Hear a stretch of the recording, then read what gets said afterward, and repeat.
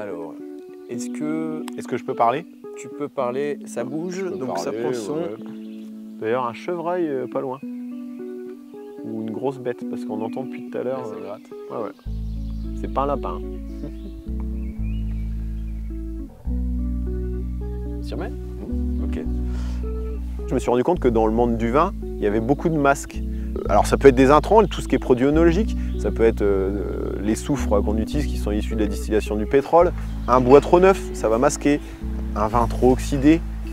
Le sucre au dégorgement. Quand je suis revenu sur l'exploitation, il y avait certainement une 14-15 grammes par litre de sucre dans nos vins. Aujourd'hui, nos vins les plus dosés, on doit être à 2,5 grammes.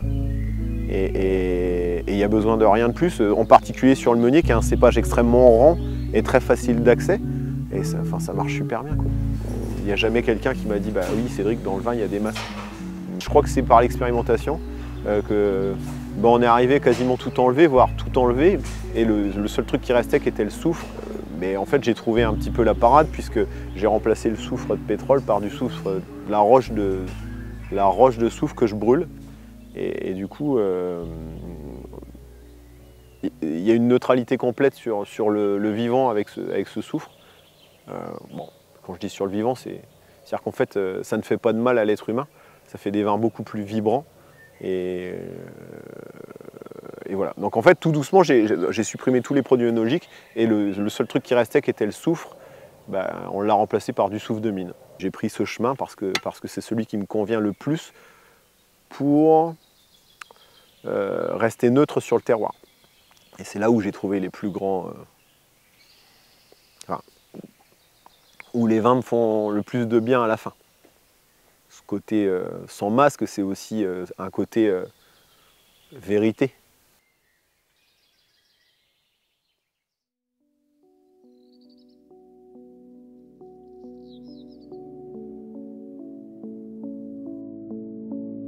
Dans cette dernière partie, j'ai voulu vous partager quelques images de ce qui a été pour moi la journée la plus marquante de la semaine. Il y a encore 3 heures, nous étions à table avec Jean-Seb, en train de terminer notre dernier verre et notre dernière conversation. Ce matin, j'accompagne Cédric, Jean-Seb et Flavien qui vont dynamiser de la bouse de corne, une préparation biodynamique, avant d'aller la pulvériser sur toutes les parcelles du domaine. C'est une préparation naturelle qui stimule la croissance de la plante. Elle est utilisée en très petite quantité. Par hectare, seulement 200 grammes sont nécessaires. Cette bouse transformée, très riche en matière organique, va être diluée dans de l'eau qui sera elle-même dynamisée.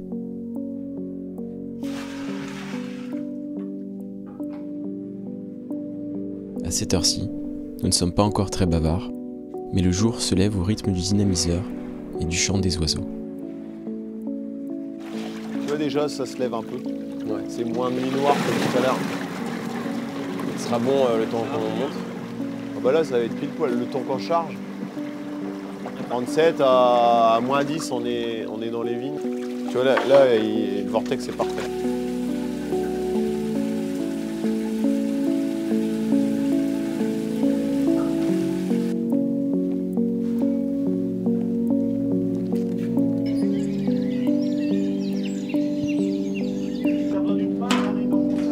Quoi? Parce que l'autre coup, je me suis retrouvé coincé.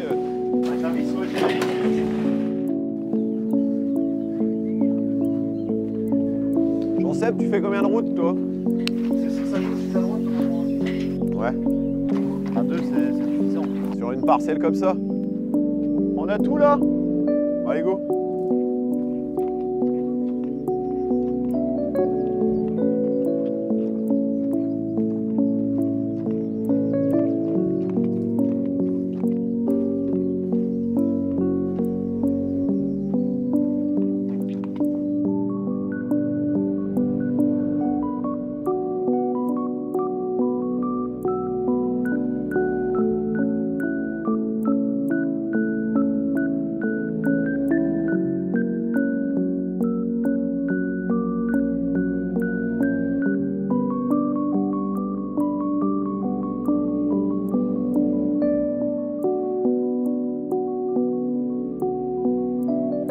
Tu disais quoi, Eric?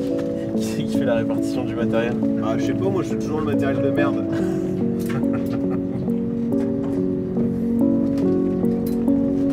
C'est le bif. C'est le pif.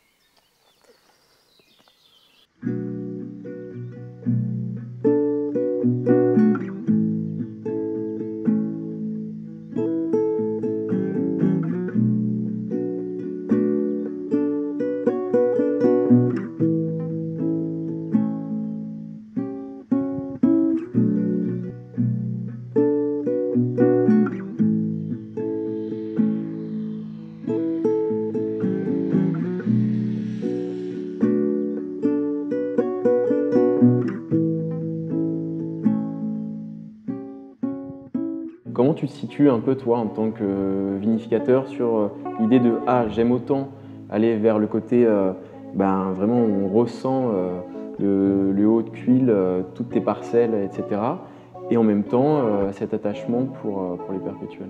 La Champagne est par définition un vin d'assemblage et donc ça nous permet d'aller jouer sur des perpétuels. La perpétuelle, quelque part, c'est la fierté de la maison, c'est l'assemblage des parcelles. Voilà. Donc il y a un côté extrêmement intéressant parce que quelqu'un qui va goûter notre perpétuel, tu peux pas tricher, quoi. C'est-à-dire que c'est toutes tes vignes et puis c'est le travail de plusieurs générations. Donc en fait, tu apportes de la complexité qu'il n'y aura jamais dans un millésime. Même si effectivement le millésime, on va choisir les cuves qui sont un petit peu spéciales, l'année qui est un peu spéciale, pour sortir une bouteille un petit peu spéciale. Il n'y a jamais un millésime qui va ressembler à un autre. On va être sur des tendances, mais en fait, il y a tellement de milliers de détails qui vont influencer le produit final que le millésime va vraiment raconter une année. C'est deux vins complètement différents, avec deux approches complètement différentes. Et j'aime ce côté dizaines et dizaines d'années parce que quelque part, dans ma perpétuelle la plus vieille, il y a aussi le travail de papa. Voilà. Donc il y a toujours un peu de vin de papa dans la perpétuelle. Il y a un côté historique et enfin, moi c'est quelque chose qui me fait vibrer, quoi. Dans mes cauchemars, parfois je me réveille en sursaut parce que j'ai rêvé que ma cuve de perpétuel avait fui et qu'elle était vide au matin quand je me réveille, quoi. Voilà, c'est vraiment un petit trésor et voilà, il faut en prendre le plus grand soin pour éviter qu'il arrive quoi que ce soit.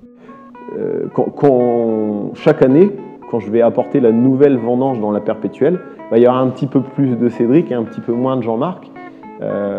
Mais malgré tout, mon papa il travaillait bien et le terroir était toujours le terroir.